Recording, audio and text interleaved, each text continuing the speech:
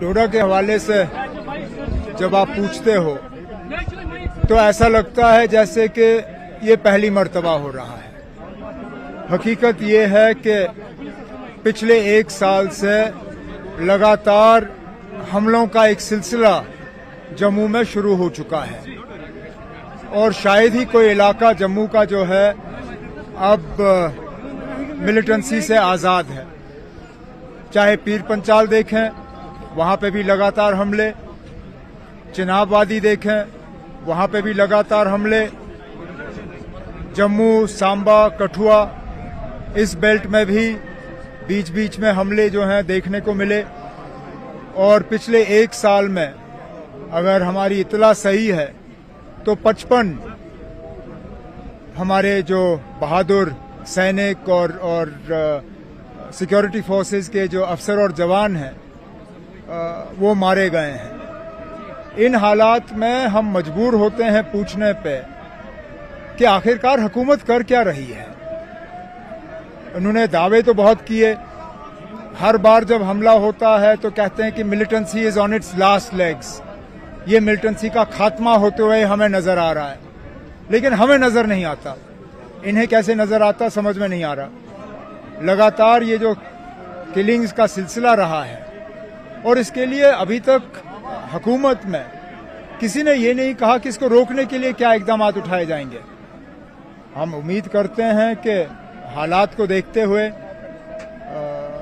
उन पे काबू लाने के लिए कुछ सही कदम जो हैं उठाए जाने चाहिए और किसी न किसी की तो जिम्मेदारी इसमें ठहरानी होगी। सिक्योरिटी सिचुएशन को कंट्रोल में रखने की जिम्मेदारी किसकी है?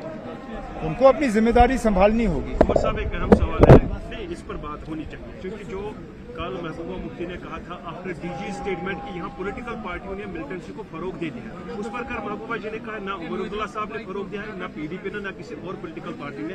इस तरह की ब्लेम करना, डीजी एक कम्युनल लाइन्स पर काम कर रहा है, डीजी कम पॉलिटिशियन ज्यादा है, तो उस पर उसको यहाँ से निकालना ही बेहतर है।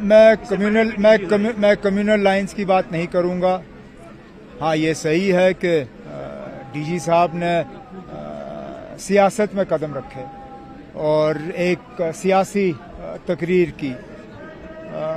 बेहतर ये होता कि सियासतदानों को करने दें और जो उनका काम है यहाँ के हालात को बेहतर बनाना, यहाँ पे मिलिटेंसी पे काबू पाना और ये जो लगातार जम्मू में अटैक्स का सिलसिला शुरू हो गया है इसको रोकना। डीजी साहब से हम ये सुनना चाहते थे कि इसको रोकने के लिए क्या कदम उठाए जाएंगे। सियासत तो चलिए ना, हम सियासतदान जो हैं सियासत हम करेंगे।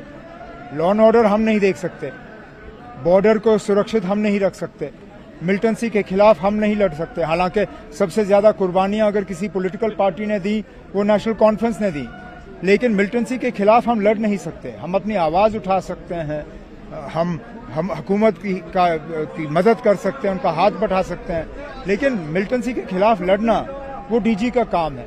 वो अपना काम करे, हमें अपना काम करने दें। कल मॉर्डर्स को अरेस्ट किया गया, कई सारे मॉर्डर्स अरेस्ट हुए थे। मुहर्रम के जुलूस में कई सारे लोगों को अरेस्ट किया गया। अब अफसोस की बात है, नहीं होना चाहिए। ये लोग ताजियत के लिए आते हैं और हुकूमत के तरफ से इस तरह उन्हें गिरफ्तार करना या उनको तंग करना ये अच्छी बात नहीं है। आप कहीं और ये नहीं करते, किसी और मौके पे किसी और मजहब के साथ ये नहीं होता। पता नहीं इनको मुसलमानों को इस तरह निशाना बनाना इतना आसान क्यों लगता है। जो एलजी को पावर दिए गए एक्स्ट्रा पावर्स, अब ये कौन सी नई बात है? हमें मालूम था ये होगा और यूटी में यही खतरा है कि पावर जो है वो लोगों के पास नहीं रहता, लेकिन ये कम वक्त की बात है। वजीर आजम, होम मिनिस्टर सबों ने कहा है कि इलेक्शन के बाद जल्द से जल्द जम्मू कश्मीर को रियासत का दर्जा जो है वो वापस दिया जाएगा। हम तो ये उम्मीद करेंगे कि इलेक्शन से पहले जम्मू कश्मीर को रियासत का दर्जा मिलना चाहिए, क्योंकि यूटी तो फेल हो गई है। यूटी जम्मू में फेल हो गई है, मिलिटेंसी के खिलाफ फेल हो गई है, डेवलपमेंट में फेल हो गई है, हर लिहाज से आप देखें यूटी फेल हो गई है। तो बेहतर यही होगा कि जम्मू कश्मीर को रियासत का दर्जा देके इलेक्शन करा के यहाँ लोगों के हाथ में हुकूमत वापस दी जाए।